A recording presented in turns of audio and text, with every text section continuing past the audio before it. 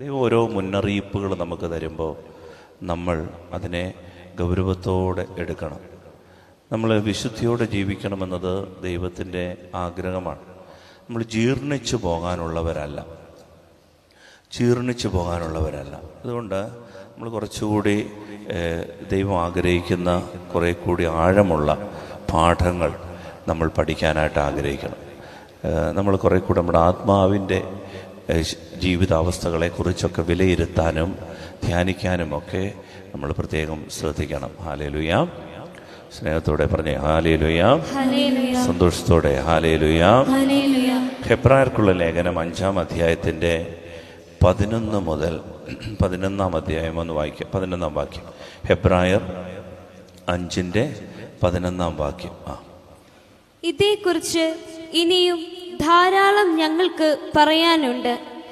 നിങ്ങൾ ഗ്രഹിക്കുന്നതിൽ പിന്നോക്കമായതുകൊണ്ട് അതെല്ലാം വിശദീകരിക്കുക വിഷമമാണ്. അതായത് ഹെബ്രായർക്കുള്ള ലേഖനകർത്താവ് പൗലോസ്ലീഹ അല്ല ആ ലേഖനം എഴുതിയിട്ടുള്ളത്. അതുകൊണ്ടാണ് ഹെബ്രായർക്ക് എഴുതിയ ലേഖനം അത് വേറൊരാളാണ് എഴുതിയത്. യഹൂദരിലെ ഒരു പുരോഹിതനാണ് എഴുതിയതെന്നാണ് ദൈവശാസ്ത്രജ്ഞന്മാർ പറയുന്നത്. അപ്പോൾ ഈ ഹെബ്രായർക്കുള്ള ലേഖനകർത്താവ് പറയുന്നതനുസരിച്ച് പറയാണ്, ഈ കാര്യങ്ങളെക്കുറിച്ചൊക്കെ നിങ്ങളോട് പറഞ്ഞു തരണമെന്ന് ഞങ്ങൾക്ക് ആഗ്രഹമുണ്ട്. എന്ത്? ദൈവിക രഹസ്യങ്ങളെക്കുറിച്ച്, വചനത്തിൻ്റെ ആഴമുള്ള വെളിപാടുകളെക്കുറിച്ച്, വചനത്തിൻ്റെ ആഴമുള്ള ബോധ്യങ്ങളെക്കുറിച്ച്.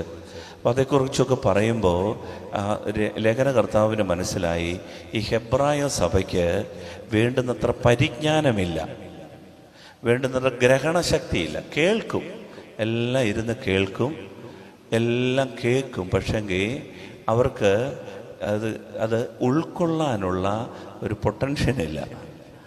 അതുകൊണ്ടാണ് അദ്ദേഹം പറഞ്ഞു. ഒന്നുകൂടെ വായിച്ച വചനം.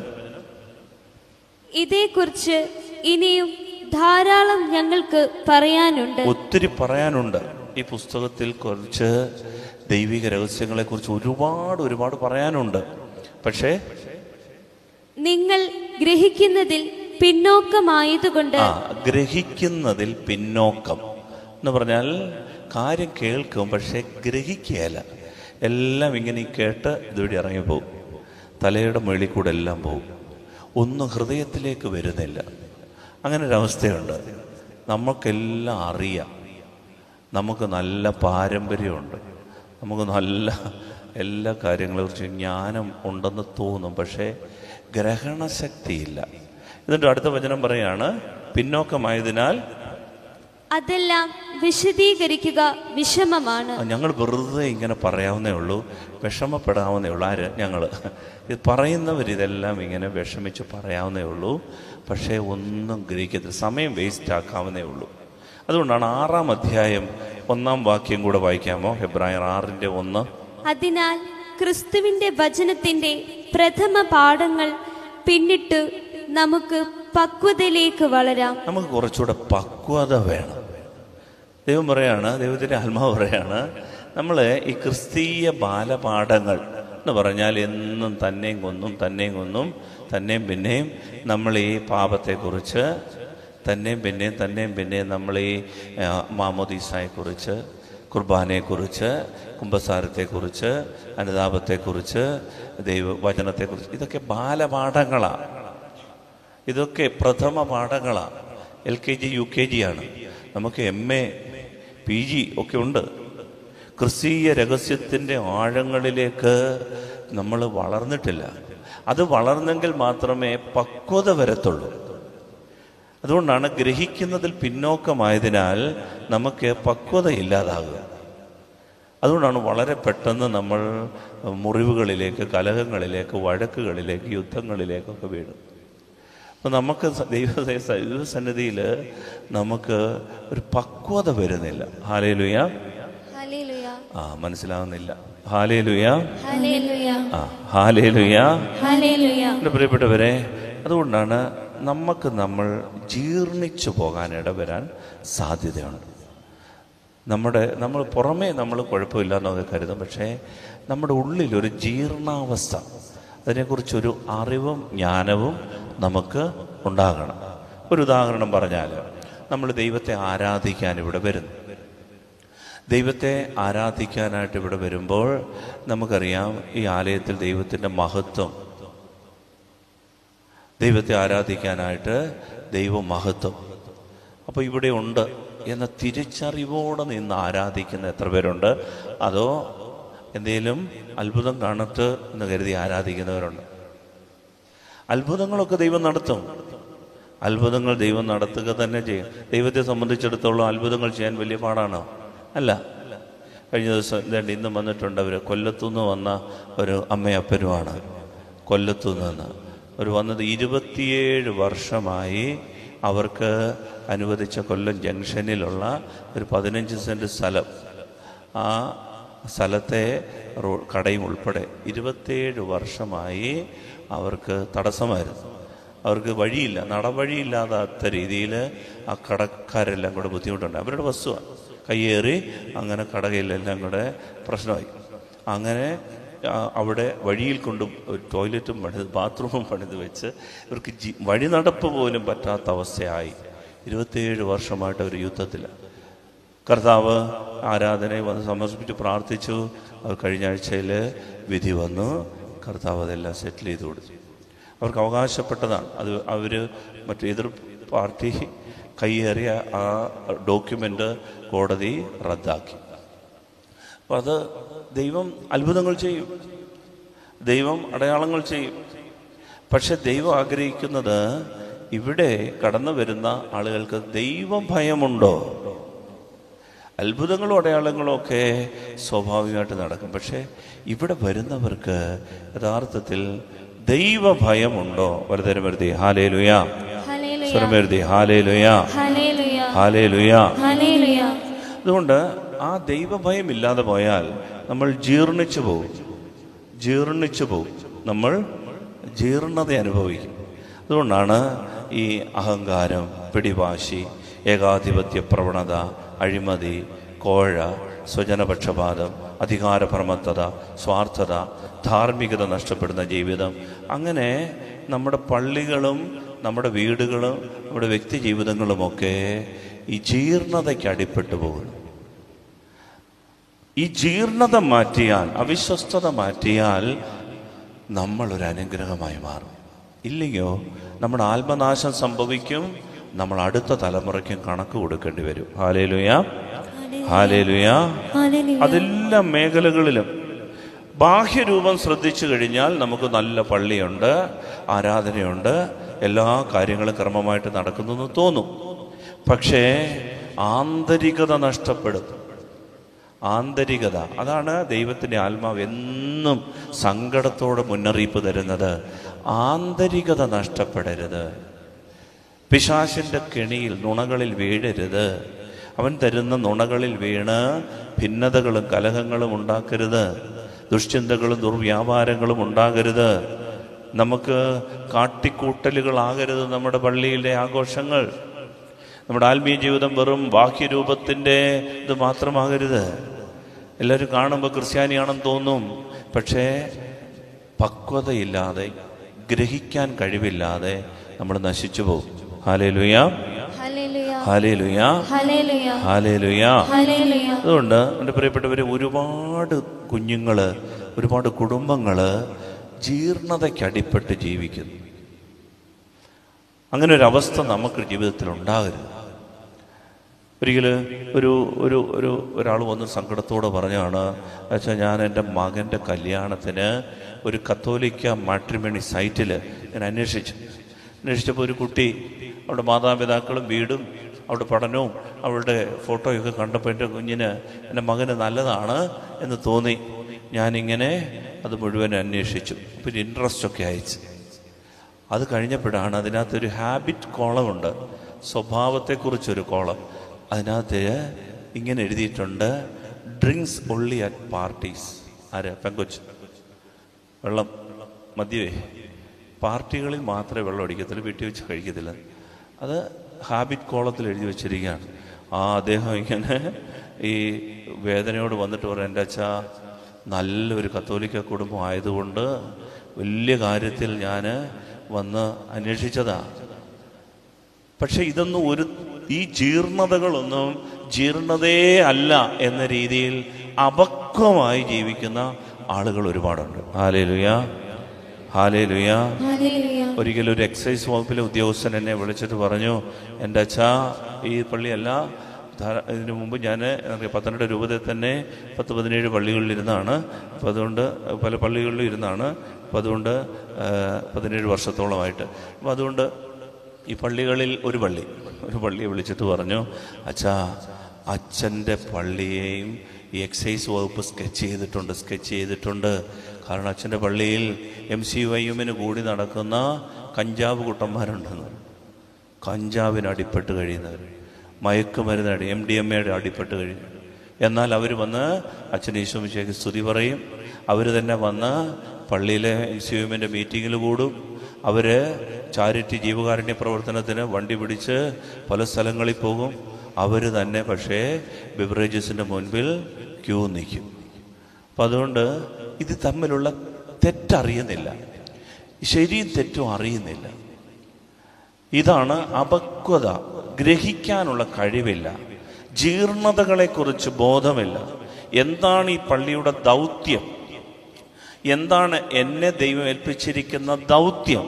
ദൗത്യബോധം നഷ്ടപ്പെട്ടാൽ ദിശാബോധം നഷ്ടപ്പെടും. ഞാൻ ആവർത്തിക്കുന്നു, വളരെ പ്രധാനപ്പെട്ടതാണ്, മനസ്സിൽ കുറിച്ചിടേണ്ട വാക്കാണ്.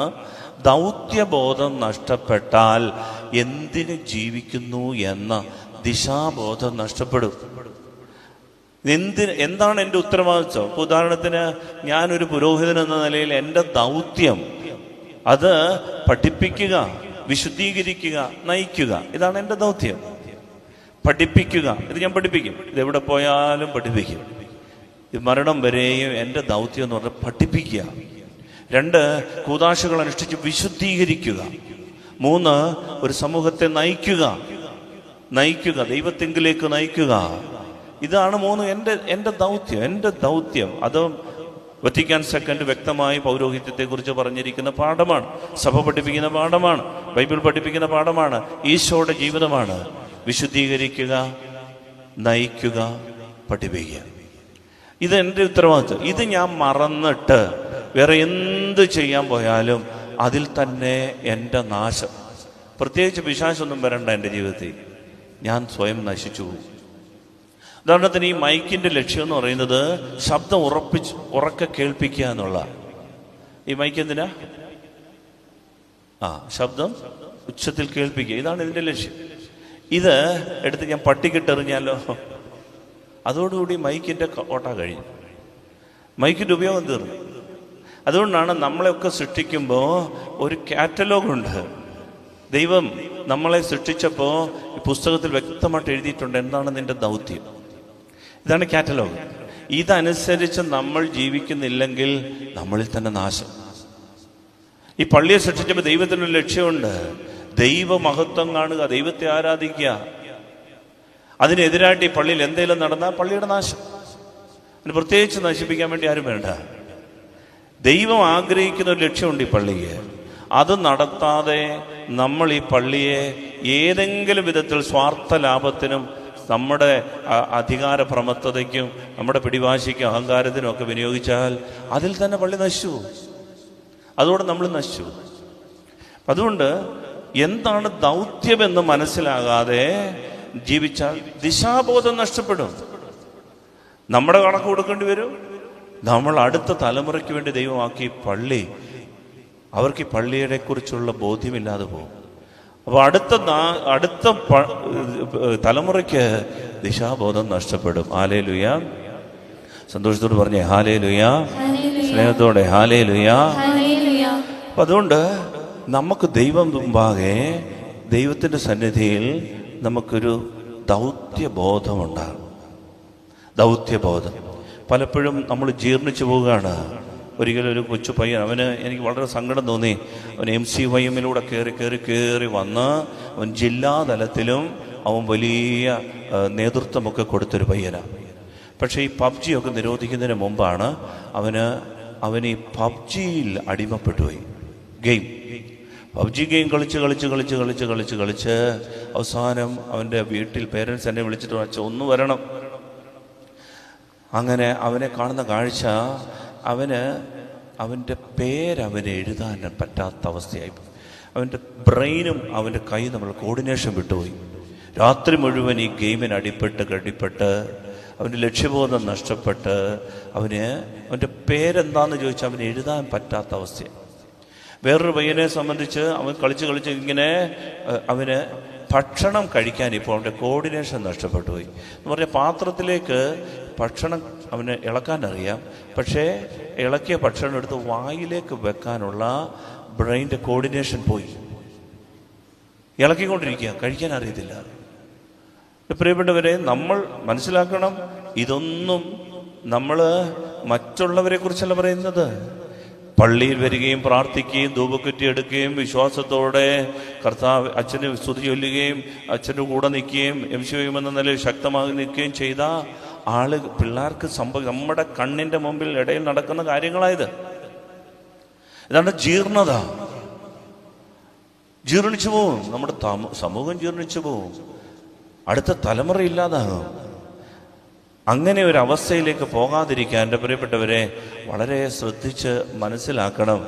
ദൈവം നമുക്ക് തന്നിരിക്കുന്ന ദൗത്യം എന്താണ്, നമ്മുടെ ഉത്തരവാദിത്വം എന്താണ്. ഒരിക്കൽ ഒരു അമ്മ സങ്കടത്തോടെ കണ്ണ് നിറഞ്ഞ്, ആ അമ്മയുടെ കണ്ണിൽ നിന്ന് കണ്ണുനീരാണോ ചോരയാണോ വന്നത് എന്നിപ്പോഴും എനിക്ക് സംശയമാണ്. ഒരപ്പനും അമ്മയും കൂടെ മകൾക്ക് വേണ്ടി പ്രാർത്ഥിക്കാൻ വേണ്ടി കൊണ്ടുവന്നതാണ്. മകളെയും കൊണ്ടുവന്നിട്ടുണ്ട്. പ്രാർത്ഥിക്കാൻ നേരത്ത് ഈ അമ്മ എന്നെ നോക്കിയിട്ട് പറഞ്ഞു, പ്രാർത്ഥിച്ചിട്ടൊരു കാര്യമില്ല അച്ഛൻ. അതാരും കേട്ടില്ല. ഭാഗ്യത്തിന് ഈ അപ്പനോ മകളോ കേട്ടില്ല. പുറകിൽ നിന്ന് അമ്മ പറഞ്ഞു, പ്രാർത്ഥിച്ചിട്ട് കാര്യമില്ല. അപ്പോൾ ഇവർക്ക് വേണ്ടി എന്തായാലും ഞാൻ പ്രാർത്ഥിച്ചിട്ട് വെളിയിലിട്ട് ഇറക്കിയിട്ട് അമ്മയോട് പറഞ്ഞു, അമ്മയെ നിന്നെ എന്തു പറ്റി? മകൾക്ക് വേണ്ടി പ്രാർത്ഥിച്ചിട്ട് കാര്യമില്ല. പ്രിയപ്പെട്ടവർ, ഈ അമ്മയെ പൊട്ട് കളിപ്പിച്ചൊരു മകളാണ്. ഡൽഹിയിൽ പഠിക്കാൻ പോയതാണ്. അവിടെ ഒരു അവിഹിത ബന്ധത്തിൽ 2 പ്രഗ്നൻസി ആയി. എന്നിട്ട് ഈ അമ്മയെ അവിടെ വരുത്തി ആശുപത്രിയിൽ അഡ്മിറ്റ് ആക്കിയിട്ട് അമ്മയോട് പറഞ്ഞത് നടുവേദനയാണ്. സർജറി കഴിഞ്ഞ് ഈ അമ്മയെ പറ്റിച്ചിട്ട് നാളുകൾ കഴിഞ്ഞ് ഈ അമ്മ യഥാർത്ഥ അവസ്ഥ അറിഞ്ഞു. ഈ അമ്മയുടെ കണ്ണിൽ നിന്ന് ചോരയാണ് വരുന്നത്. എന്നെ പൊട്ട് കളിപ്പിക്കുന്ന, എന്നെ വട്ട് കളിപ്പിക്കുന്ന, എന്നെ കൊണ്ടുവന്ന് ആശുപത്രിയിൽ എൻ്റെ അവിടെ കൂടെ നിർത്തിച്ചിട്ട് ചികിത്സയെല്ലാം കഴിഞ്ഞിട്ട് എന്നെ നാട്ടിലേക്ക് അയച്ച മകൾ, മാതാപിതാക്കളെ പറ്റിച്ചും വഞ്ചിച്ചും നടക്കുന്ന കുഞ്ഞുങ്ങൾ. നമ്മൾ കരുതി നമ്മുടെ കുഞ്ഞുങ്ങളൊക്കെ 15 മിനിറ്റ് പള്ളിയിൽ വരുന്നു എന്നതുകൊണ്ട് എല്ലാവരും വളരെ വിശുദ്ധരാണ്. സന്ധ്യാപ്രാർത്ഥനയ്ക്ക് നമ്മുടെ കൂടെ 10 മിനിറ്റ് പ്രാർത്ഥിക്കാനിരിക്കുന്നു എന്നതുകൊണ്ട് അവരെല്ലാം വിശുദ്ധരാണെന്ന് നമ്മൾ തെറ്റിദ്ധരിക്കുന്നേ. പ്രിയപ്പെട്ടവരെ, അതല്ല. നമ്മുടെ ജീവിതം വിശുദ്ധമല്ലാത്തതുപോലെ, നമ്മൾ പക്വതയിൽ ജീവിക്കാത്തതുപോലെ നമ്മുടെ തലമുറയും കെട്ടുപൊക്കൊണ്ടിരിക്കുകയാണ്. ഈ നോമ്പുകാലം നമ്മളെ തന്നെ പരിശോധന ചെയ്യാൻ, ആത്മശോധന ചെയ്യാനും തിരിച്ചു വരാനും മാനസാന്തരപ്പെടാനും തയ്യാറായില്ലെങ്കിൽ സ്നേഹമുള്ളവരെ, എന്നും ഇതൊരു അനുഗ്രഹമാകില്ല. ഒരുപക്ഷെ ഈ വചനം ആർക്കും ഇഷ്ടപ്പെടത്തില്ല. നമുക്കെല്ലാം ഇഷ്ടം എന്താണെന്നറിയാമോ? ആശീർവാദം നമുക്ക് ഇഷ്ടം. അതുകൊണ്ടാണ് നമ്മൾ ആശീർവാദത്തിൻ്റെ സമയത്തേക്ക് വരും. അനുഗ്രഹം വല്ലതും കിട്ടട്ടെ. സർവശക്തനായ ദൈവം എഴുന്നള്ളി വരുമ്പോൾ നമ്മളിവിടെ ഉണ്ടാകണമെന്നാണ് ദൈവം ആഗ്രഹിക്കുന്നേ. സർവശക്തനായ ദൈവം എഴുന്നള്ളി വരുമ്പോൾ നമ്മൾ ഇവിടെ വന്ന് അവനെ സ്വീകരിക്കണം. അവനെ സ്വീകരിക്കാൻ ഒരുങ്ങി നിൽക്കണം. ആ സമയത്ത് എപ്പോഴേലും നമ്മൾ കയറി പോന്നിട്ട് കാര്യമില്ല. ദൈവത്തെ ആരാധിക്കാൻ ദൈവം നമുക്ക് വേണ്ടി മാറ്റിവെച്ച സമയം നഷ്ടപ്പെടുത്തരുത്. ദിശാബോധം നഷ്ടപ്പെടുന്നതിൻ്റെ അടയാളം അത്. നമ്മൾ ദൈവത്തെ 1 മണിക്കൂർ ദൈവത്തിന് വേണ്ടി മാറ്റിവെക്കണം. കാരണം ഞാൻ സൂചിപ്പിച്ചു, യോഹന്നാൻ ശ്ലീഹ പോലും ഒരു മാലാഖയെ കണ്ടപ്പോൾ മയങ്ങി അടിച്ച് തറയിൽ വീണ്. ആ മാലാഖയെ ആരാധിക്കുന്ന സർവശക്തനായ ദൈവമാണ്. അവൻ്റെ സന്നിധിയിൽ ദൈവഭയമില്ലാതെ അതുമാകാം ഇതുമാകാം, പള്ളി കിടന്ന് ബഹളം ഉണ്ടാക്കാം, വഴക്കുണ്ടാക്കാം, കലഹമുണ്ടാക്കാം, ചീത്ത വിളിക്കാം. ഇങ്ങനെയൊക്കെയുള്ള ഒരു അവസ്ഥ വന്നു കഴിഞ്ഞാൽ ആത്മനാശം, കുടുംബം കെട്ടുപോകത്തേ ഉള്ളൂ, തലമുറ കെട്ടുപോകത്തേ ഉള്ളൂ. അതിന് പ്രിയപ്പെട്ട നിസ്സാരമായിട്ട് എടുക്കരുത്, ദൈവത്തിൻ്റെ ദൂതായിട്ട് എടുക്കണം. ഇത് ബെന്നിയച്ഛൻ്റെ പൗരോഹിത്യത്തിനോ ഒന്നും സംഭവിക്കാൻ പറ്റില്ല. ഇന്നലെ നാളെ ഞാൻ പോകും. ഇവിടെ നമ്മുടെ ഒരു സഹോദരൻ പെരുന്നാളിൽ നടത്തിക്കൊണ്ടിരുന്നപ്പോൾ പറഞ്ഞു, അച്ഛൻ ഇത് ഇതിട്ടിട്ട് പോകും, ഇത് ഞങ്ങളുടെ പെരുന്നാളാണ്, ശരിയാ. ഇന്നലെ ഇട്ട് നാളെ ഇട്ടിട്ട് ഞാൻ പോകും. പക്ഷേ ഈ ദൂത് ഒരിക്കലും പോവില്ല. ഇത് നമ്മുടെ ആത്മാവിൻ്റെ നാശത്തിന് കാരണമാകും. അതുകൊണ്ട് എൻ്റെ പ്രിയപ്പെട്ടവരെ സ്നേഹത്തോടെ പറയുകയാണ്, നമ്മുടെ ആത്മാക്കൾ നശിച്ചു പോകരുത്. സമയം കഴിയും, ഇന്നലെ നാളെ നമ്മളെല്ലാം പോകും. നമ്മളെക്കാൾ വളരെ തലയെടുപ്പോടെ ജീവിച്ച നമ്മുടെ പിതാക്കന്മാർ എന്തിയെ? ആരെയൊക്കെ വെല്ലുവിളിച്ച തലകൾ എന്തിയെ? സെമിത്തേരി പോയി നോക്കിയാൽ മതി. ആരെയൊക്കെ വെല്ലുവിളിച്ച തലകളാണ്, തലയോട്ടികളാണ്. പ്രിയപ്പെട്ടവരെ, നമ്മുടെ ജീവിതത്തിൽ ആത്മാവ് നശിച്ചു വളരെ വലിയ നഷ്ടമാണ്. അതുകൊണ്ട് ദൈവഭയത്തോടെ ജീവിക്കാൻ, ജീർണിച്ചു പോകാൻ ഇടവരരുത്. ദൈവഭയത്തോടെ ജീവിക്കണം.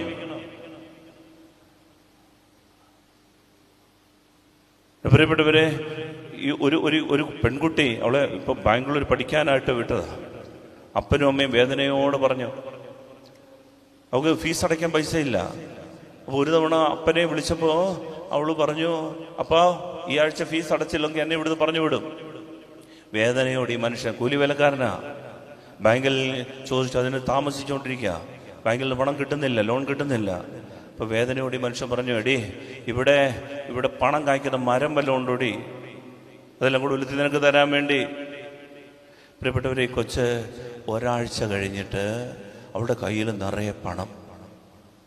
അപ്പോൾ കൂട്ടുകാർ ചോദിച്ചു, എടി ഇങ്ങനെയൊക്കെ പോകുന്നത് തെറ്റല്ലേ എടി? അവൾ പറഞ്ഞു, നീ എന്നെ തിരുത്തണ്ട. ഞാൻ വീട്ടിൽ ചോദിച്ചു, വീട്ടിൽ പൈസ ഇല്ല, നിനക്ക് വേണേ പോകാം. പ്രിയപ്പെട്ടവരെ, അവിഹിത ബന്ധത്തിൽ അന്യായ വഴികളിലൂടെ പണം സമ്പാദിക്കുന്ന ധാരാളം കുട്ടികൾ വിദേശങ്ങളിൽ പല സ്ഥലങ്ങളിലുണ്ട്. എല്ലാവരും അല്ല. കാരണം ഇവിടെ നിന്ന് പോയി കഴിഞ്ഞാൽ പിന്നെ വലിയൊരു സ്വാതന്ത്ര്യത്തിലേക്ക് ചേക്കേറുന്ന കുഞ്ഞുങ്ങൾ. ഇവിടെ ചെന്ന് കഴിഞ്ഞാൽ പള്ളിയില്ല, ചോദിക്കാൻ ആളില്ല, മാതാപിതാക്കളില്ല, ഫോൺ കയ്യിൽ എപ്പോഴും.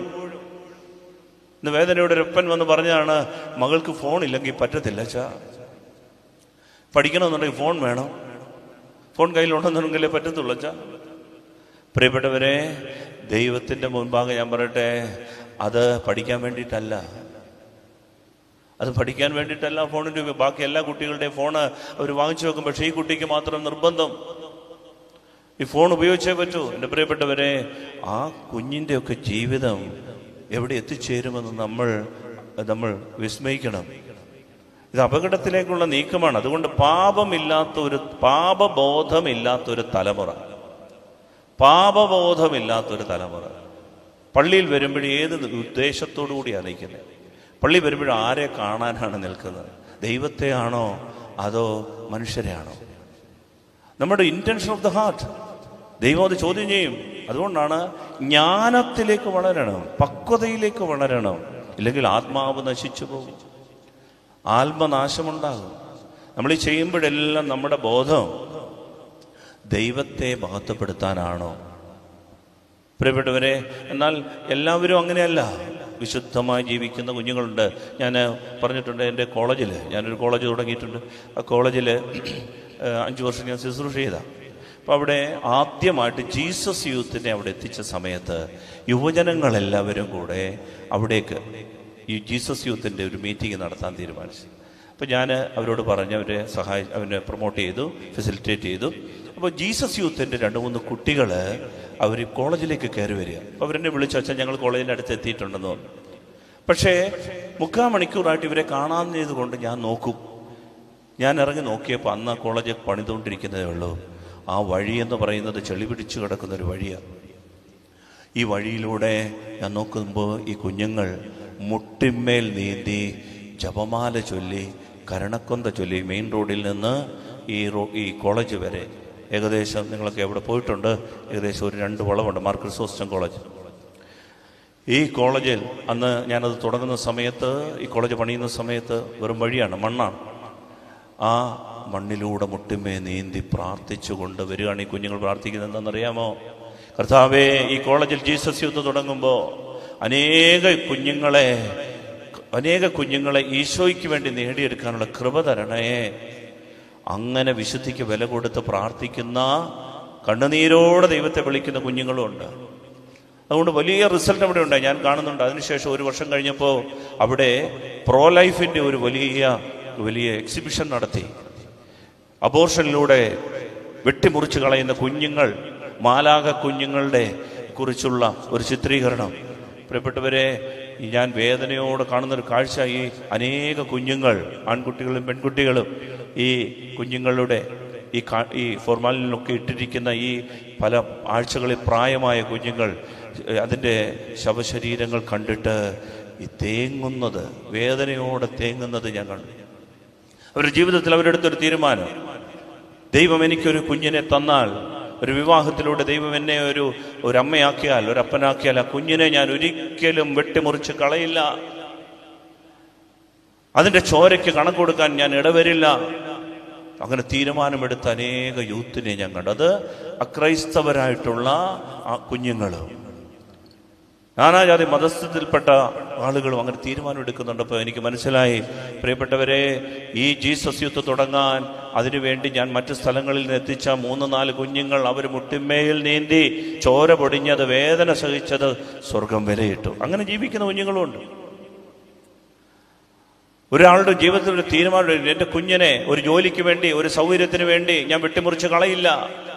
ആരാണ്ട് പറഞ്ഞു എന്നതിൻ്റെ പേരിൽ കുഞ്ഞിന് കേടാണ് എന്ന് പറഞ്ഞതിൻ്റെ പേരിൽ ഈ കുഞ്ഞിനെ ഞാൻ ആശുപത്രിയുടെ ബക്കറ്റിൽ വെട്ടിമുറിച്ചിട്ട് കളഞ്ഞ എൻ്റെ പ്രിയപ്പെട്ടവരെ, മരിച്ച നിങ്ങൾ സ്വർഗത്തിൽ ചെല്ലുമ്പോൾ ആദ്യമേ ഈ മാലാഖ കുഞ്ഞ് വന്നിട്ട് തടഞ്ഞു നിർത്തിയിട്ട് പറയും, അപ്പ അമ്മ എൻ്റെ ചോരയ്ക്ക് കണക്ക് കൊടുത്തിട്ട് നിങ്ങൾ സ്വർഗത്തിൽ കയറിയാൽ മതി എന്ന് പറയും.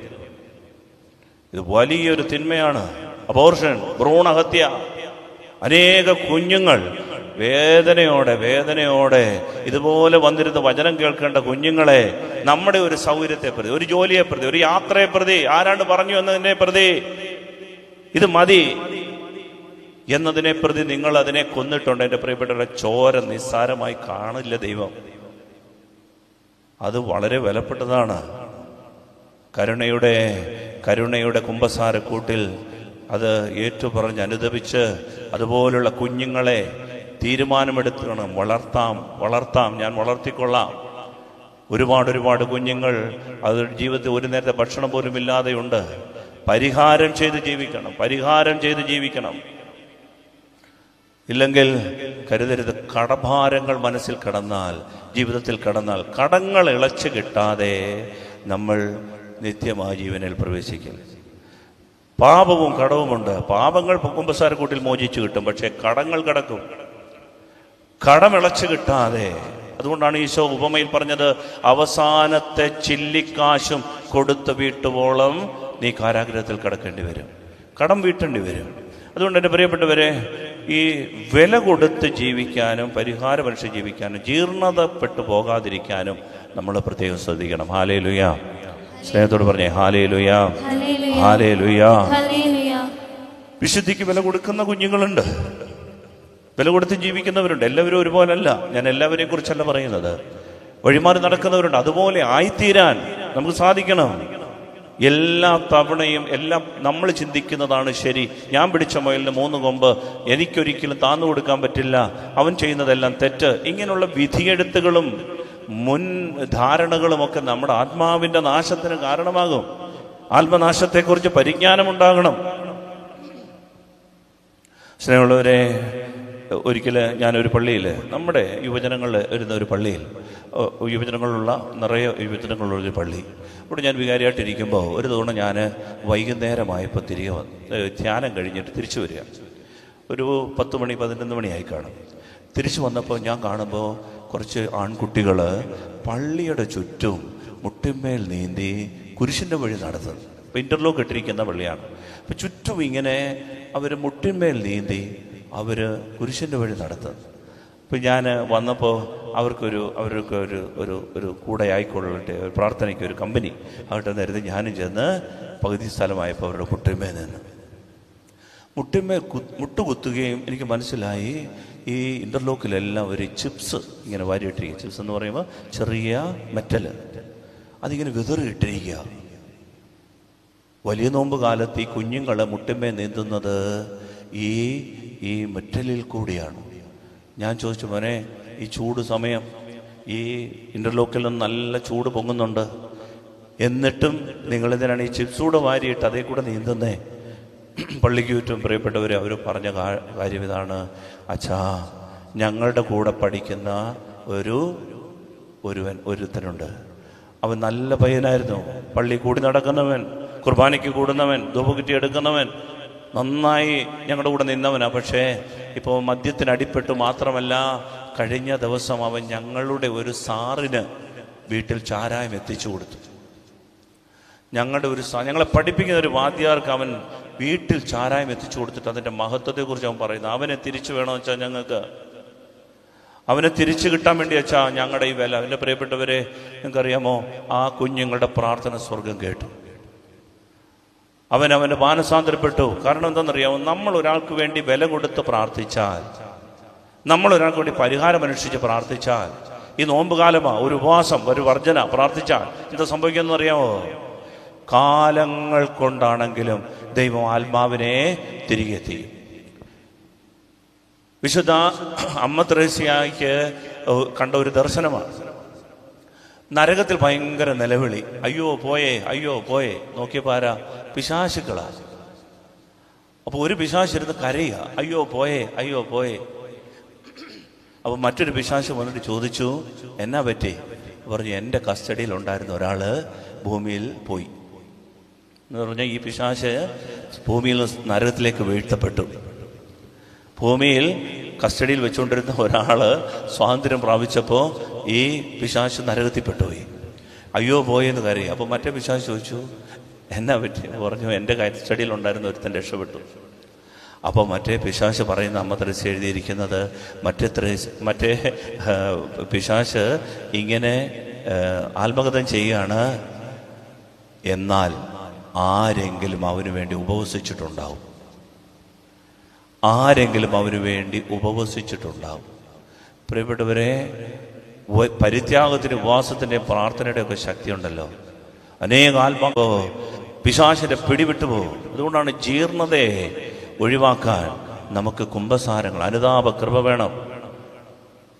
അനുതാപ കൃപ വേണം.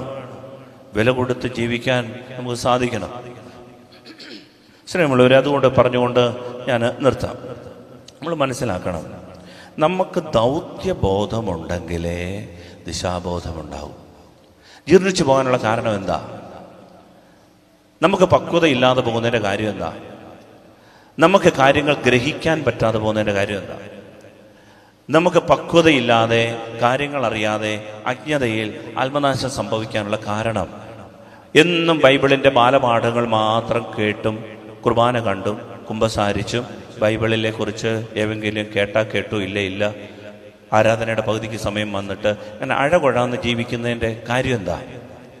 കാരണം നമ്മുടെ ദൗത്യം എന്താണെന്ന് നമ്മൾ ധരിച്ചത് ദൗത്യമല്ല എന്ന തിരിച്ചറിവില്ലാത്തതുകൊണ്ട്. അതായത് ദൗത്യം എന്ന് നമ്മൾ ധരിക്കുന്നത് ദൗത്യമല്ല. നമ്മളൊക്കെ ധരിച്ചിരിക്കുന്ന നമ്മുടെ ഉത്തരവാദിത്വം ഇതാണ്. പക്ഷെ ബൈബിൾ പറയുന്ന ഉത്തരവാദിത്വം വേറൊന്നാണ്. ഈ അറിവ് കിട്ടിയെങ്കിൽ മാത്രമേ നമുക്ക് ദിശാബോധം ഉണ്ടാവൂ, നമ്മുടെ ആത്മാവ് രക്ഷപ്പെടൂ.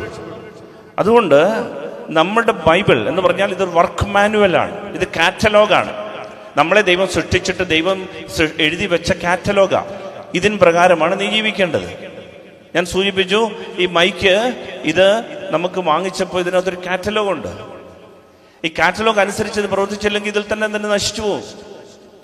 ഇതെടുത്ത് നമ്മളിങ്ങനെ ഫാനായിട്ട് കറക്കിയാൽ, ഇപ്പൊ ഫാൻ ഇങ്ങനെ കറങ്ങുന്ന നല്ല ഫാൻ, ഇതിങ്ങനെ കറങ്ങാൻ വേണ്ടി ഇതെല്ലാം ഒരു ഊഞ്ഞാൽ കെട്ടി തൂക്കിയാലോ എന്ന് നമ്മളിങ്ങനെ കരുതി, അതോടുകൂടി ആ ഫാൻ തീരും. ഫാന്റെ ലക്ഷ്യം എന്ന് പറയുന്നത് കാറ്റ് തരിക. വർക്ക് ലോഗ് മാനുവൽ അനുസരിച്ച് കൃത്യം വിൽസിച്ചാൽ നമ്മുടെ ശുശ്രൂഷകൻ അത് കറണ്ട് പോയാൽ ഉടൻ തന്നെ അത് ഓഫ് ചെയ്യും. അതിനുശേഷം പെട്ടെന്ന് കറണ്ട് വന്നു കഴിഞ്ഞാൽ കുറച്ച് കഴിയുമ്പോഴത്തേന് അത് ഇടും. കാരണം അതിന് ഇത്ര സമയം കൊടുക്കണം. ആ വർക്ക് മാനുവൽ അനുസരിച്ച് അത് പ്രവർത്തിച്ചില്ലെങ്കിൽ പോയി. ഇതുപോലെ എൻ്റെ പ്രിയപ്പെട്ടവരെ, നമ്മൾ ജീവിക്കാൻ ദൈവം തന്ന വർക്ക് മാനുവലാണ്, കാറ്റലോഗാണ് ഈ പുസ്തകം. ഇതനുസരിച്ച് നമ്മൾ ജീവിച്ചില്ലെങ്കിൽ നമ്മളിൽ തന്നെ നശിച്ചു പോവും. അതുകൊണ്ട് ഈ ദൗത്യബോധം ഇല്ലാതെ പോയാൽ ദിശാബോധം നഷ്ടപ്പെടും. ഞാനൊരു സംഭവം പറഞ്ഞാൽ നിങ്ങൾക്ക് പെട്ടെന്ന് മനസ്സിലാവും. 23-ാം മാർപ്പാപ്പ ജോൺ 23-ാം മാർപ്പാപ്പ അദ്ദേഹം നമ്മുടെ സഭയെ നയിച്ചത് കുറച്ച് നാൾ മാത്രം മാർപ്പാപ്പയായിട്ടിരുന്ന ഒരാളാണ്. കുറച്ച് നാൾ, അതായത് 12-ാം പിയൂസ് മാർപ്പാപ്പായ്ക്ക് ശേഷം വന്ന മാർപ്പാപ്പായാണിത്. ഈ മാർപ്പാപ്പായ്ക്ക് ശേഷം ജോൺ പോൾ രണ്ടാമൻ മാർപ്പാപ്പ വളരെ ദീർഘനാൾ സഭയെ നയിച്ചു. 12-ാം പിയൂസ് മാർപ്പാപ്പായ ദീർഘനാളുകൾ സഭയെ നയിച്ചു. അപ്പം ഇതിനിടയിൽ വന്ന 73 വയസ്സുള്ള ഒരു വൃദ്ധനായ ഒരു മാർപ്പാപ്പയാണ് ജോൺ 23-ാമൻ മാർപ്പാപ്പ. അദ്ദേഹം മാർപ്പാപ്പായതിനു ശേഷം പെട്ടെന്ന് അദ്ദേഹം കുറച്ച് തൻ്റെ ബിഷപ്പുമാരെല്ലാം വിളിച്ചുകൂട്ടി, കൗൺസിൽ വിളിച്ചുകൂട്ടിയിട്ട് പറഞ്ഞു, നമുക്കൊരു സുന്നഹദോസ് തുടങ്ങാം. അപ്പോൾ ആളുകൾ പറഞ്ഞു, നമുക്ക് സുന്നഹദോസോ ഇപ്പോഴോ? അതെന്തിനാ? ഒന്നാമത് അങ്ങേക്ക് പ്രായമില്ല, ആരോഗ്യമില്ല. 2, സുന്നഹദോസ് എന്നൊക്കെ പറഞ്ഞാൽ ലോകത്തിലെ മുഴുവൻ 198 രാജ്യങ്ങളിൽ നിന്ന്, എല്ലാ രൂപതകളിൽ നിന്ന് നമ്മുടെ ഇതിൻ്റെ ക്രമീകരണത്തിന് ബിഷപ്പുമാരെത്തണം. വലിയ വിപുലമായ ക്രമീകരണങ്ങൾ ചെയ്യണം. സാമ്പത്തികം അതിനിപ്പോൾ ആവശ്യമുണ്ടോ?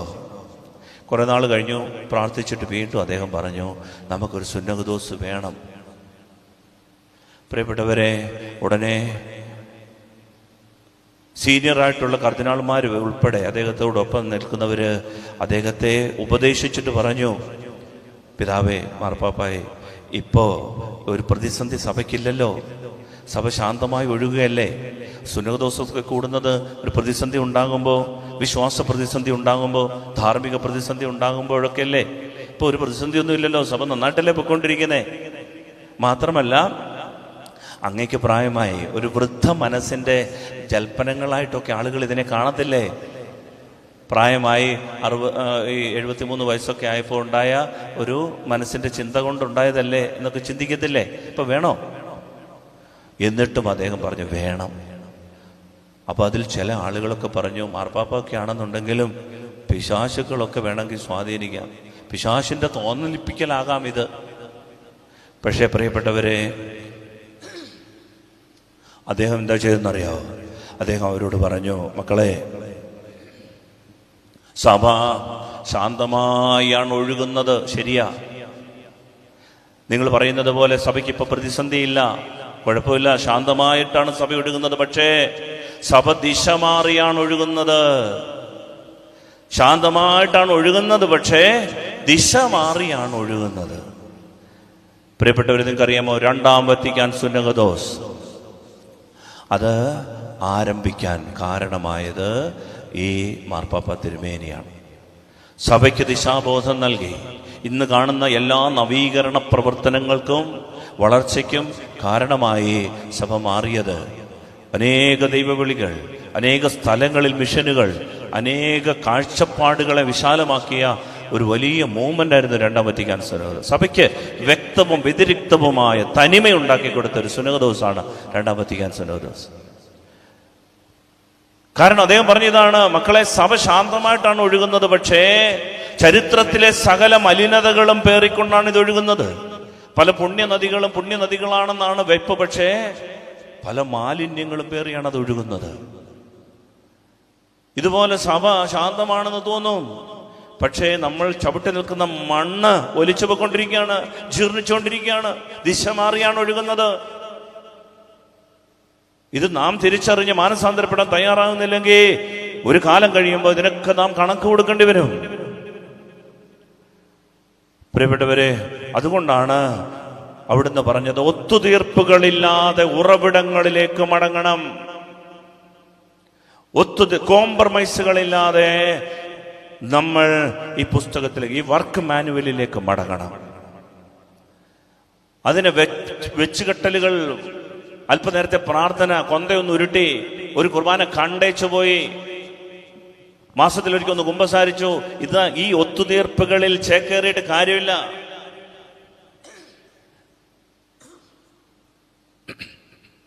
സ്നേഹമുള്ളവരെ, ഒത്തുതീർപ്പുകളിലേക്ക് നമ്മൾ ചേക്കേറാറ്, ഉറവിടങ്ങളിലേക്ക് വേണം. ഉറവിടം എന്ന് പറഞ്ഞാൽ ഇതാണ്, ഈ പുസ്തകം അനുസരിച്ച് ജീവിക്കണം, സുവിശേഷം അനുസരിച്ച് ജീവിക്കാൻ തയ്യാറാകണം. അത് മാത്രം പറഞ്ഞുകൊണ്ട് ഈ ആരാധന നമുക്ക് പൂർത്തിയാക്കാം. വളരെ പെട്ടെന്ന് സുവിശേഷം എടുക്കാം. യോഹന്നാന്റെ സുവിശേഷം 17-ാം അധ്യായം. യോഹന്നാന്റെ സുവിശേഷം 17-ാം അധ്യായം 4-5 വാക്യങ്ങൾ ശ്രദ്ധിച്ച് കേൾക്കണം. എന്താണ് നമ്മളുടെ ഡ്യൂട്ടി? എന്താണ് നമ്മുടെ ദൗത്യം? ഈ ദൗത്യം അറിഞ്ഞെങ്കിൽ മാത്രമേ ദിശാബോധം ഉണ്ടാകൂ. എനിക്ക്, നിങ്ങൾക്ക് ഒരു ദൗത്യമുണ്ട്. ക്രിസ്ത്യാനി എന്ന നിലയിൽ നമുക്കൊരു ദൗത്യമുണ്ട്. ഈ ദൗത്യം അറിഞ്ഞെങ്കിലേ നമ്മുടെ സമൂഹം ജീർണിക്കാതെ പോകും, ഉയർത്തെഴുന്നേൽക്കും. എന്താണ് ദൗത്യം? വായിക്കാം. യോഹന്നാൻ 17:4-5 വാക്യം ശ്രദ്ധിച്ച് കേൾക്കണം. ഒരു ബൈബിൾ വചനം പഠിക്കുകയാണ്, സുവിശേഷം പഠിക്കുകയാണ്, ആഴത്തിൽ ഇത് മനസ്സിലാക്കണം. ഇത് ഈ 17-ാം അധ്യായം ഇന്ന് വായിക്കണം. ഇത് നിങ്ങൾ ഇത് വേറെ ഒന്നും വായിച്ചില്ല, ഇത് വായിക്കണം. ഇത് ഹൃദയത്തിന് ആഴങ്ങളിലേക്ക് പ്രവേശിക്കേണ്ട വചനമാണ്. വായിക്കാം. അവിടുന്ന് എന്നെ ഏൽപ്പിച്ച ജോലി പൂർത്തിയാക്കിക്കൊണ്ട് ഭൂമിയിൽ അവിടുത്തെ ഞാൻ മഹത്വപ്പെടുത്തി. ഈശോ പ്രാർത്ഥിക്കുന്ന പ്രാർത്ഥനയാണ്. യോഹന്നാൻ ഈശോയുടെ പ്രാർത്ഥന മനസ്സിലാക്കി നമ്മെ പഠിപ്പിക്കുകയാണ്. ഈശോ പ്രാർത്ഥിക്കുന്ന പ്രാർത്ഥന ആരോട്? പിതാവിനോട്. മരണത്തിൻ്റെ തലേന്ന് ഈശോ പ്രാർത്ഥിക്കുന്ന പ്രാർത്ഥനയാണ്. യോഹന്നാൻ വീട്ടിൽ വെച്ചത് കേട്ടിട്ട്, യോഹന്നാൻ ഈശോയുടെ ഈ പ്രാർത്ഥന കേട്ടിട്ട് ഈശോ പ്രാർത്ഥിച്ചത് അതുപോലെ എഴുതി വെക്കുകയാണ്. ആ വചനം ഒന്നുകൂടെ വായിക്കാം. അവിടുന്ന് എന്നെ ഏൽപ്പിച്ച ജോലി പൂർത്തിയാക്കിക്കൊണ്ട് ഭൂമിയിൽ അവിടുത്തെ ഞാൻ മഹത്വപ്പെടുത്തി. പിതാവായ ദൈവമേ, നീ എന്നെ ഒരു ഡ്യൂട്ടി ഏൽപ്പിച്ചു. നമ്മുടെ വിഷയം ഡ്യൂട്ടി, ഉത്തരവാദിത്വം. ഇതറിഞ്ഞാലേ ജീർണിക്കാതിരിക്കും. നാം ദൗത്യമെന്ന് ധരിച്ചത് ദൗത്യമല്ല, ഇതാണ് ദൗത്യം. ഇത് കേൾക്കണം. പിതാവായ ദൈവം പുത്രനെ ഏൽപ്പിച്ച ഡ്യൂട്ടി, ആ ഡ്യൂട്ടി തന്നെയാണ് നമുക്കുള്ളത്. ഈശോ എന്ത് ഡ്യൂട്ടിയാണോ ചെയ്തത്, അതേ ഉത്തരവാദിത്വമാണ് നാം ചെയ്തത്. അതല്ലാതെ വേറെ എന്ത് ഉത്തരവാദിത്വം സഭ ചെയ്താലും സഭ നശിച്ചു പോകും. അതല്ലാതെ വേറെ എന്ത് ഡ്യൂട്ടി ഞാനോ നിങ്ങൾ ചെയ്താലും നമ്മുടെ കുടുംബം നശിച്ചു പോകും. അതല്ലാതെ വേറെ എന്ത് ഡ്യൂട്ടി പള്ളിയിൽ ഉയർന്നാലും ആ പള്ളി അതിനാൽ തന്നെ നശിച്ചു പോകും. കാരണം വർക്ക് മാനുവൽ ഇതാ. ഇത് നിങ്ങൾക്ക് പറഞ്ഞു തരാൻ ഒരുപക്ഷെ തന്നെ ആരും കാണില്ല. അതുകൊണ്ട് ശ്രദ്ധിച്ച് മനസ്സിലാക്കണം. ഒന്നുകൂടെ നമ്മൾ വായിച്ച് കേൾക്കണം. പിതാവായ ദൈവമേ, അവിടുന്ന് എന്നെ ഈ ഭൂമിയിലേക്ക് അയച്ചപ്പോൾ എനിക്കൊരു ഡ്യൂട്ടി തന്നു. വായിച്ചേ. അവിടുന്ന് എന്നെ ഏൽപ്പിച്ച ജോലി പൂർത്തിയാക്കിക്കൊണ്ട് ഭൂമിയിൽ അവിടുത്തെ ഞാൻ മഹത്വപ്പെടുത്തി. അവിടുന്ന് എന്നെ ഏൽപ്പിച്ച ജോലി എന്ന് പറഞ്ഞാൽ പിതാവ് പുത്രനെ ഒരു ജോലി ഏൽപ്പിച്ചു, ഒരു ഡ്യൂട്ടി ഏൽപ്പിച്ചിരുന്നു. അത് ഈശോ പറയാണ്, ഞാൻ പൂർത്തിയാക്കി. നാളെ കുരിശുമരണമാണ്, നാളെ ഞാൻ തിരിച്ചു വരും. പിതാവേ, എന്നെ ഏൽപ്പിച്ച ഡ്യൂട്ടി ഞാൻ പൂർത്തിയാക്കി. മരിക്കുമ്പോൾ നമുക്കും പറയാൻ പറ്റണം, കർത്താവേ എന്നെ ഏൽപ്പിച്ച, ഞാൻ എന്നും പ്രാർത്ഥിക്കുന്ന ഒരു പ്രാർത്ഥന, എൻ്റെ അപ്പ എന്നെ ഏൽപ്പിച്ച ഡ്യൂട്ടി. വേറെ ഒന്നും ചെയ്തില്ലേലും, വേറെ ഒന്നും, സ്കൂൾ പണിതില്ല, കോളേജ് പണിതില്ല, പള്ളി പണിതില്ല, ഞാൻ വീട് വെച്ച് എഴുതില്ല, വഴി വെട്ടിയില്ല, ഞാനൊന്നും എന്നെ ദൈവം ഏൽപ്പിച്ച ഡ്യൂട്ടി അത് പൂർത്തിയാക്കി ഞാൻ തിരിച്ചു വരണം. എന്നിട്ട് അടുത്ത വചനമോ, ആകയാൽ പിതാവേ, ലോക സൃഷ്ടിക്ക് മുൻപ് എനിക്ക് അവിടുത്തോടു കൂടെ ഉണ്ടായിരുന്ന മഹത്വത്താൽ ഇപ്പോൾ അവിടുത്തെ സന്നിധിയിൽ എന്നെ മഹത്വപ്പെടുത്തണമേ. എന്നിട്ട് ഈശോ പറയാണ്, പിതാവേ, ശ്രദ്ധിക്കണേ, പിതാവേ എന്റെ ഡ്യൂട്ടി ഞാൻ പൂർത്തിയാക്കി, ഞാൻ തിരിച്ചു വരിക. തിരിച്ചു വരുമ്പോൾ ലോകസ്ഥാപനത്തിനു മുൻപ് എനിക്ക് എൻ്റെ അപ്പായോടൊപ്പം ഒരു സ്ഥാനമുണ്ടായിരുന്നു. തൃത്വത്തിലെ രണ്ടാമത്തെ സ്ഥാനം, പുത്രനായ ദൈവം എന്ന സ്ഥാനം. ഈശോ പ്രാർത്ഥിക്കുകയാണ്, പിതാവേ എന്നെ ഭൂമിയിലുള്ള ജോലി ഞാൻ പൂർത്തിയാക്കി, ഞാൻ തിരിച്ചു വരികയാണ്. തിരിച്ചു വരുമ്പോൾ ലോകം സ്ഥാപിക്കുന്നതിന് മുൻപേ എനിക്ക് അങ്ങയോടൊപ്പം ഉണ്ടായിരുന്ന ആ സ്ഥാനം എനിക്ക് തിരിച്ചു തന്ന് എന്നെ മഹത്വപ്പെടുത്തണമേ എന്ന് പറഞ്ഞാൽ പുത്രനായ ദൈവം എന്ന സ്ഥാനം. എന്നോട് വായിച്ചത്, ആകയാൽ പിതാവേ, ലോക സൃഷ്ടിക്ക് മുൻപ് എനിക്ക് അവിടുത്തോടു കൂടെ ഉണ്ടായിരുന്ന മഹത്വത്താൽ ഇപ്പോൾ അവിടുത്തെ സന്നിധിയിൽ എന്നെ മഹത്വപ്പെടുത്തണമേ. അവിടുത്തെ സന്നിധിയിൽ അവിടുന്ന് എനിക്ക് തന്ന ആ സ്ഥാനം തന്ന് വീണ്ടും എന്നെ മഹത്വപ്പെടുത്തണം. ഞാൻ മനുഷ്യനായി, പക്ഷെ ഞാൻ ദൈവമാണ്. ഞാൻ തിരിച്ചു വരികയാണ്, എനിക്ക് ആ പുത്രനായ ദൈവം എന്ന സ്ഥാനം തരണം. ഹല്ലേലൂയ. സ്നേഹത്തോടെ പറ ഹല്ലേലൂയ, ഹല്ലേലൂയ. എൻ്റെ പ്രിയപ്പെട്ടവരെ, ഇനിയും അടുത്തത്, എന്താണ് ദൈവം പുത്രനെ ഏൽപ്പിച്ച ഡ്യൂട്ടി പൂർത്തിയാക്കി വരിക. അപ്പൊ എന്താണ് ഈ ഡ്യൂട്ടി എന്നറിയണം. അറിയുന്നതാണ് നിത്യജീവൻ. 3-ാമത്തെ വാക്യം വായിച്ച 17-ന്റെ 3-ാം വാക്യം. ഏക സത്യദൈവമായ അവിടുത്തെയും അങ്ങയച്ച യേശുക്രിസ്തുവിനെയും അറിയുക എന്നതാണ് നിത്യജീവൻ. അതായത് അപ്പൻ മകനെ ഏൽപ്പിച്ച ഡ്യൂട്ടി എന്താണെന്ന് അറിയണം. അറിയുന്നതാണ് നിത്യജീവൻ. ഈ ദൈവത്തെയും ഈ ദൈവം പുത്രനെ ഏൽപ്പിച്ച ജോലി എന്താണെന്ന് നമ്മൾ അറിയണം. ഇതറിയാതെ പോയാൽ നിത്യജീവനില്ല, സ്വർഗമില്ല. യോഹന്നാൻ വ്യക്തമായിട്ട് എഴുതി വെച്ചു, ഏകസത്യ ദൈവമായ അവിടുത്തെയും അവിടുന്ന് അയച്ച ഏകപുത്രനെയും അറിയണം എന്ന് പറഞ്ഞാൽ അപ്പൻ ഈ മകനെ ഏൽപ്പിച്ച ഡ്യൂട്ടി എന്താണ്, അവൻ ഇവിടെ എന്താണ് ചെയ്തതെന്ന് അറിയണം. അറിയുന്നതാണ് നിത്യജീവൻ. ഇതറിയാതെ പോയാൽ, ഗ്രഹിക്കാതെ പോയാൽ നമ്മൾ വിചാരിക്കും മരിച്ച് സ്വർഗത്തിൽ ചെല്ലുമെന്ന്. മരണം കഴിയുമ്പോൾ നല്ല പ്രസംഗങ്ങളാണ്. എന്തെല്ലാം പ്രസംഗം കേൾക്കണം. മരണം കഴിഞ്ഞു കഴിഞ്ഞാൽ പുണ്യവാൻ, ശുദ്ധിമാൻ, ജീവകാരുണ്യ പ്രവൃത്തി ചെയ്തവൻ. എൻ്റെ പ്രിയപ്പെട്ടവരെ, ആ സമയം ആത്മാവിൻ്റെ യഥാർത്ഥ സ്ഥിതി കാണണമെങ്കിൽ ഈശോയോട് പ്രാർത്ഥിക്കണം. ഈശോ വെളിപ്പെടുത്തി കൊടുക്കും ഈ മരിച്ച ആളിൻ്റെ ആത്മാവിൻ്റെ നിജസ്ഥിതി. പിശാചുക്കളിട്ട് വട്ടക്കണ്ണം കറക്കുന്ന അവസ്ഥ. പ്രിയപ്പെട്ടവരെ, വളരെ നിസ്സാരമായിട്ട് കാണരുത്. നമ്മൾ വിചാരിക്കും ഇതറിയാതെ കുറെ കുർബാന ചൊല്ലി പ്രാർത്ഥിച്ചിട്ടൊക്കെ പോയെങ്കിൽ സ്വർഗത്തിൽ എത്തുമെന്ന്. അങ്ങനല്ല. നമ്മളുടെ ഡ്യൂട്ടി എന്താണെന്ന് അറിയണം. അടുത്ത വചനം യോഹന്നാന്റെ സുവിശേഷം 17-ന്റെ 6-ാം വാക്യം വായിക്കാം. 6-ാം വാക്യം. ലോകത്തിൽ നിന്ന് അവിടുന്ന് എനിക്ക് നൽകിയവർക്ക് അവിടുത്തെ നാമം ഞാൻ വെളിപ്പെടുത്തി. എന്നിട്ട് പറയുകയാണ്, കർത്താവേ, എൻ്റെ ഡ്യൂട്ടി ഇതായിരുന്നു. പിതാവേ, എന്താണ് എൻ്റെ ഡ്യൂട്ടി? യോഹന്നാൻ 17:6 മറക്കരുത്. ഇതാണ് നമ്മുടെ ദൗത്യം. യേശു ക്രിസ്തുവിന് ദൈവം കൊടുത്ത ദൗത്യമാണ്. നമ്മൾ ശ്രദ്ധിച്ചു കേട്ടെ, വായിച്ചേ. ലോകത്തിൽ നിന്ന് അവിടുന്ന് എനിക്ക് നൽകിയവർക്ക് അവിടുത്തെ നാമം ഞാൻ വെളിപ്പെടുത്തി. പ്രിയപ്പെട്ടവരെ, ഇതാണ് ദൗത്യം. പിതാവായ ദൈവത്തിന്റെ നാമം, യഥാർത്ഥ നാമം. ആരാണ് ഈ അപ്പൻ, ആരാണ് ഈ ദൈവമെന്ന് ഞാൻ വെളിപ്പെടുത്തി എനിക്ക് തന്നവർക്ക്. ഇതാണ് ദൗത്യം. ഈ ദൗത്യം മറന്നുപോയാൽ ജീർണിച്ചു പോകും. മാതാപിതാക്കളെ, നിങ്ങൾക്ക് ദൈവം തന്ന ഒരു നാമമുണ്ട്. ദൈവം എന്നെ പരിപാലിക്കുന്ന, സ്നേഹിക്കുന്ന ഒരു അപ്പൻ. ഈ ദൈവത്തെക്കുറിച്ച് നിങ്ങൾ നിങ്ങളുടെ കുഞ്ഞുങ്ങൾക്ക് പറഞ്ഞു കൊടുക്കുന്നില്ലെങ്കിൽ നിങ്ങൾ ദൗത്യം നിർവഹിക്കുന്നവരല്ല. ഞാൻ ഈ പള്ളിയിൽ നിന്നുകൊണ്ട് ഇത് പറയാതെ ഞാൻ ഇവിടുത്തെ ബാക്കി കാര്യങ്ങളെല്ലാം ചർച്ച ചെയ്ത് പരിസ്ഥിതിയെക്കുറിച്ച്, ഞാൻ ഇവിടുത്തെ വീടില്ലാത്തവരുടെ ലിസ്റ്റ് എടുത്ത് വീട് പണിത് കൊടുക്കുന്നതിനെ കുറിച്ച്, ഞാൻ ഇത് മാത്രമൊക്കെയാണ് ഇങ്ങനെ സംസാരിച്ചുകൊണ്ടിരിക്കുന്നത്. വേണ്ടെന്നല്ല പ്രിയപ്പെട്ടവരെ, ഇത് പറയാതെ എനിക്ക് മനസ്സിലായ ഒരു ദൈവമുണ്ട്, എനിക്ക് വെളിപ്പെട്ട് കിട്ടിയ ഒരു സ്നേഹമുണ്ട്. ഈ സ്നേഹത്തെക്കുറിച്ച് വെളിപ്പെടുത്താതെ ഞാൻ മരിക്കാനിട വന്നാൽ ഞാൻ ജീർണതയിലാണ് മരിക്കുന്നത്. ഇതാണ് ഈശോ ലോകത്തിന് വെളിപ്പെടുത്തിയത്. സ്നേഹിക്കുന്ന ഒരപ്പനുണ്ട്. അതുവരെ അവര് കരുതിയത് ശരി തെറ്റുകളുടെ കണക്കപ്പിള്ളയായ ഒരു അപ്പനെ കുറിച്ചാണ്. അതുവരെ അവർ കരുതിയത് ശിക്ഷിക്കുന്ന, അടിക്കുന്ന, ഞങ്ങൾക്ക് ദ്രോഹം ചെയ്യുന്ന, ഞങ്ങളെ വേണ്ടാത്ത ഒരു ദൈവത്തെക്കുറിച്ചാണ്, ഞങ്ങളെ തഴഞ്ഞ ഒരു ദൈവത്തെക്കുറിച്ചാണ്. ഈശോ പറഞ്ഞോ, സ്നേഹിക്കുന്ന ഒരു അപ്പനുണ്ട്, പരിപാലിക്കുന്ന ഒരു ദൈവമുണ്ട്. ആ സ്നേഹത്തെ അവഗണിക്കുന്നതാ പാപം.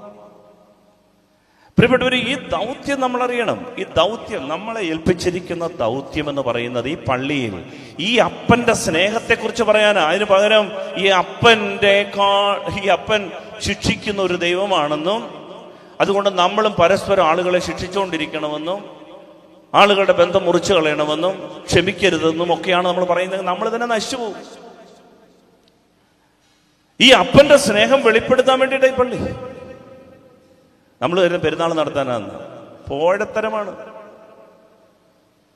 പെരുന്നാൾ നമ്മളില്ലേലും നടന്നു പോകും. പെരുന്നാൾ നടത്താനൊന്നും അല്ല ഈ പള്ളി. ഈ അപ്പന്റെ സ്നേഹം ഇത് വെളിപ്പെടുത്താനാണ് ഈ പള്ളി, ഈ ആരാധന. അതിനു വേണ്ടിയിട്ട് അവൻ ഈ ഭൂമിയിലേക്ക് വന്നേ. നമ്മൾ വട്ടക്കോട്ടയിൽ വെള്ളം കോരുന്നവരാകരുത്. പ്രിയപ്പെട്ടവരെ, ജ്ഞാനം കിട്ടണം, പരിജ്ഞാനം കിട്ടണം. ഈ അപ്പന്റെ സ്നേഹത്തെക്കുറിച്ച് ഒരിക്കലെങ്കിലും നമുക്ക് വെളിപ്പെട്ട് കിട്ടിയിട്ടുണ്ടോ? എന്തുകൊണ്ടാണ് നമുക്ക് ക്ഷമിക്കാൻ പറ്റാത്തത്? ഈ അപ്പന്റെ സ്നേഹം ഒരിക്കൽ പോലും അനുഭവിച്ചിട്ടില്ല. അതുകൊണ്ടായി വഴക്ക്, കലഹം. ഈ അപ്പന്റെ സ്നേഹത്തെക്കുറിച്ച് ഒരിക്കലും നമുക്ക് വെളിപ്പെട്ട് കിട്ടിയിട്ടില്ല. ഈ ക്ഷമയെക്കുറിച്ച്, സ്നേഹത്തെക്കുറിച്ച് നമ്മൾ അനുഭവിച്ചിട്ടില്ല. അതുകൊണ്ടാണ് നമുക്ക് എപ്പോഴും യുദ്ധവും കലഹവും വഴക്കും ക്ഷമിക്കാൻ പറ്റാത്തതും. കാണുമ്പോൾ ഒരു ചിരിയുണ്ട്, പക്ഷെ ഉള്ളിൽ പക, ജീർണിച്ചു പോകും നമ്മൾ. ഈ സത്യം അറിയണം. ഇനി അടുത്തത് യോഹന്നാന്റെ സുവിശേഷം 7-ാമത്തെ വാക്യം, 17-7 വാക്യം വായിക്കാം. അവിടുന്ന് എനിക്ക് നൽകിയതെല്ലാം അങ്ങിൽ നിന്നാണെന്ന് അവർ ഇപ്പോൾ അറിയുന്നു. എന്ന് പറഞ്ഞാൽ, അപ്പാ, ഞാൻ അങ്ങയുടെ നാമത്തെ വെളിപ്പെടുത്തിയത് അങ്ങിൽ നിന്ന് കിട്ടിയ സന്ദേശമാണ്, ഉത്തരവാദിത്തമാണ്, ഡ്യൂട്ടിയാണെന്ന് ഇപ്പോൾ ഇവർ അറിയുന്നു. കാരണം കൂടെ കൊണ്ട് നടന്ന 12 പേരെയും ഈശോ ഈ അപ്പനെ കുറിച്ച് പറഞ്ഞു കൊടുത്തുകൊണ്ടേയിരുന്നു. സ്നേഹിക്കുന്ന ഒരു അപ്പനുണ്ട്. അവർ കരുതി സ്നേഹിക്കുമോ? ഞങ്ങൾ കരുതി ഫരീസയരുടെ വീട്ടിൽ മാത്രമേ മഴ പെയ്യത്തുള്ളൂ, നിയമജ്ഞരുടെ വീട്ടിൽ മാത്രമേ വെയിലുദിക്കത്തുള്ളൂ എന്നാണ് കരുതിയത്.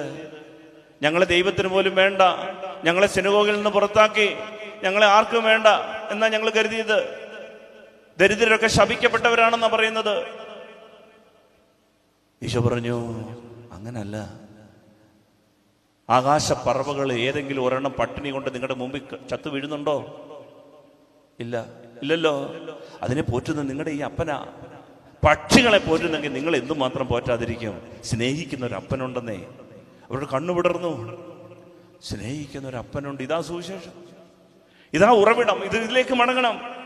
ഈ സ്നേഹത്തെക്കുറിച്ച് പറയാത്ത പള്ളികളൊക്കെ പരാജയമാണ്.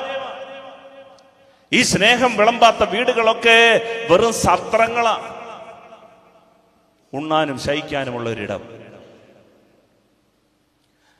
പ്രിയപ്പെട്ടവരെ, ഈ സ്നേഹത്തെക്കുറിച്ച് പറയാത്ത കുടുംബങ്ങളൊക്കെ ജീവനറ്റതായി പോകും. ഈ അപ്പന്റെ സ്നേഹം അനുഭവിക്കാനും പറയാനും എനിക്ക് പറ്റുന്നില്ലെങ്കിൽ ഈ പണി നിർത്തുന്നതല്ലേ. Hallelujah, hallelujah. എന്നിട്ട് പ്രിയപ്പെട്ടവരെ, ഈ ദൈവം ഈ തൻ്റെ ശിഷ്യന്മാർക്ക് ഈശോയിലൂടെ വെളിപ്പെടുത്തി ഈ അപ്പന്റെ സ്നേഹത്തെക്കുറിച്ച് പറഞ്ഞിട്ട് അടുത്ത വചനം കൂടെ വായിച്ചു നിർത്താം. യോഹന്നാൻ 17-18 വാക്യം. എന്തെന്നാൽ അങ്ങ് എനിക്ക് നൽകിയ വചനം ഞാൻ അവർക്ക് നൽകി, അവർ അത് സ്വീകരിക്കുകയും ഞാൻ അങ്ങയുടെ അടുക്കൽ നിന്ന് വന്നുവെന്ന് സത്യമായി അറിയുകയും അങ്ങ് എന്നെ അയച്ചുവെന്ന് വിശ്വസിക്കുകയും ചെയ്തു. അടുത്ത വചനം കൂടെ. ഞാൻ അവർക്ക് വേണ്ടിയാണ് പ്രാർത്ഥിക്കുന്നത്, ലോകത്തിന് വേണ്ടിയല്ല, അങ്ങ് എനിക്ക് തന്നവർക്ക് വേണ്ടിയാണ് പ്രാർത്ഥിക്കുന്നത്. എന്തെന്നാൽ അവർ അവിടുത്തേക്കുള്ളവരാണ്, എനിക്കുള്ളതെല്ലാം അങ്ങയുടേതാണ്. ഇപ്പോൾ അവരെ ഞാൻ അയക്കുന്നു എന്നൊരു വചനം കൂടില്ലേ? അതുപോലെ ഇപ്പോൾ 17-18 വാക്യമാണോ?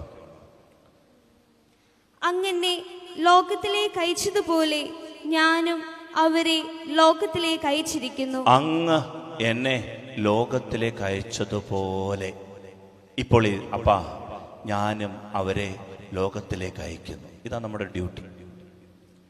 ദൈവം ഒരു കാര്യം, ഒരു ഡ്യൂട്ടി മകനെ ഏൽപ്പിച്ചിട്ട് ലോകത്തിലേക്ക് അയച്ചിട്ട് പറഞ്ഞു, മോനെ ഈ കാര്യം നീ പോയി ലോകത്തോട് പറ. എന്ത്?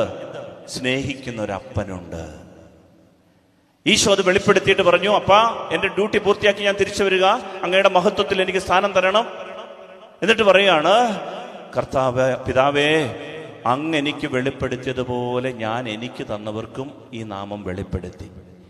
അടുത്ത വചനം, ഞാൻ അവരെ ഇതേ ഡ്യൂട്ടി ഏൽപ്പിച്ച് ലോകത്തിലേക്ക് അയക്കുന്നു. വേറെ ഡ്യൂട്ടി ഒന്നും നമുക്കില്ല, വേറെ ഒരു ഡ്യൂട്ടി നമുക്കില്ല. ഈശോ പറഞ്ഞു, എന്റെ പ്രിയപ്പെട്ടവരെ ഞാൻ അയക്കുന്നത് ഈ ഡ്യൂട്ടി. എന്ത്? ദൈവം സ്നേഹിക്കുന്നൊരപ്പൻ, ചേർത്ത് പിടിക്കുന്നൊരപ്പൻ, തള്ളിക്കളയാത്തൊരപ്പൻ, ക്ഷമിക്കുന്നൊരപ്പൻ, വിട്ടുകൊടുക്കുന്നൊരപ്പൻ, പൊറുക്കുന്നൊരപ്പൻ. എന്റെ പ്രിയപ്പെട്ടവരെ, ഇത് നമ്മൾ പറയുന്നില്ലെങ്കിൽ നശിച്ചു. നമ്മളെ ദൈവം അയക്കുന്നത് ഈ ഒരൊറ്റ കാര്യത്തിന്. ഇത് അടിസ്ഥാന പാഠം. ഇതറിയാതെ നമ്മൾ ലോകത്തെക്കുറിച്ച് ഒരുപാട് കാര്യങ്ങൾ അറിഞ്ഞ് പരീക്ഷയ്ക്ക് എഴുതാൻ പോയി. 2 പേര് പരീക്ഷയ്ക്ക് എഴുതാൻ പോയി. ഒരാൾ 5 പേജ് എഴുതി വെച്ചു, 5 മാർക്ക്. ഒരാൾ അര പേജ് എഴുതി 45 മാർക്ക്. കാരണം എന്താ? അര പേജ് എഴുതിയ ആള് ചോദ്യത്തിന് ഉത്തരം എഴുതി, വെറുതെ എല്ലാം എഴുതിക്കൊണ്ട് നടന്നതിൻ്റെ കാര്യമില്ല. ഇതാണ് ഡ്യൂട്ടി. ഇതിലേക്ക് നമ്മൾ വളർന്നില്ലെങ്കിൽ പക്വത പ്രാപിക്കാതെ പോകും, പരിജ്ഞാനമില്ലാതെ പോകും, ആത്മാവ് നശിച്ചു പോകും, കെട്ടുപോകും. ഒരു വലിയ സമൂഹത്തെ ഭിന്നിപ്പിക്കുന്നതിന് കണക്ക് കൊടുക്കേണ്ടി വരും. ഇടർച്ചയ്ക്ക് കാരണമായാൽ കഴുത്തിൽ തിരികല്ല് കെട്ടി അവനെ കടലിന്റെ ആഴത്തിൽ തള്ളണമെന്നാണ് പറയുന്നത്. കാരണം എന്താണെന്നറിയാമോ? അവന്റെ ഡെഡ് ബോഡി പോലും പൊങ്ങി വരരുത്. കാരണം കടൽ ഉപ്പുവെള്ളത്തിൽ എന്തെങ്കിലും വീണ് കഴിഞ്ഞാൽ പൊങ്ങിക്കിടക്കും, ജീർണിച്ചു പോകത്തില്ല. അതുകൊണ്ടാണ് കഴുത്തിൽ തിരികല്ല് കെട്ടി അവന്റെ ഡെഡ് ബോഡി പോലും പൊങ്ങരുതെന്നാണ് കർത്താവ് പറയുന്നത്. അവനെ കാണുകയും വേണ്ട. അതുകൊണ്ട് സ്നേഹം തന്നെയായ ഈ അപ്പനെ വെളിപ്പെടുത്തുവാനാണ് ദൈവം നമ്മളെ വിളിച്ചത്. അതിനുള്ള കൃപ നമുക്കുണ്ടാകട്ടെ. പ്രിയപ്പെട്ടവരെ, നമുക്ക് ദൈവത്തെ കൂടുതൽ സ്നേഹിക്കാൻ, ആരെയും അന്യരാക്കാത്ത ഒരു ദൈവമാണ് നമ്മുടേത്. അന്യരെ സ്വന്തമാക്കുന്ന ഒരു സ്നേഹമാണ് നമുക്കുള്ളത്. ഒരുപാട് കുറവും ദൗർബല്യങ്ങളും ബലഹീനവും ഉള്ളവരാണ് നമ്മളെല്ലാം. അവരെ കൂടെ ചേർത്ത് പിടിക്കുന്ന ഒരു സംസ്കാരമാണ് ക്രൈസ്തവ സംസ്കാരം. അതാണ് ദൈവം നമ്മൾ വിളിച്ചത്. പേടകത്തെ കയറി പിടിച്ച് തട്ടുകേട് വാങ്ങിക്കാതിരിക്കുന്നതാണ് നല്ലത്. പഴയ നിയമത്തിൽ അങ്ങനൊരു സംഭവമുണ്ട്. പെട്ടകത്തെ കയറി പിടിച്ച് തട്ടുകേട് വാങ്ങിച്ചവരുണ്ട്. ഈ ജീവന്റെ പേടകം നമ്മളെ ഏൽപ്പിച്ചൊരു ഉത്തരവാദിത്തങ്ങളുണ്ട്. അതേ കയറി പിടിച്ച് വെറുതെ തട്ടുകേട് വാങ്ങിക്കരുത്. അപ്പം അതുകൊണ്ട് നമ്മൾ ജീർണതയിൽപ്പെട്ടു പോകാതിരിക്കാൻ ശ്രദ്ധിക്കണം. ദൈവം തരുന്ന മുന്നറിയിപ്പുകൾ ഇനി ഒരുപക്ഷെ ഉണ്ടെങ്കിൽ ആരും പറയാൻ കാണില്ല. ഇത് കേൾക്കാൻ ഒരുപക്ഷെ അവസരം നമുക്കുണ്ടാകണമെന്നില്ല. അതുകൊണ്ട് ഈ മുന്നറിയിപ്പുകൾ ഗൗരവത്തോടെ എടുക്കണമെന്ന സ്നേഹത്തോടെ ഞാൻ ഓർമ്മപ്പെടുത്തുകയാണ്.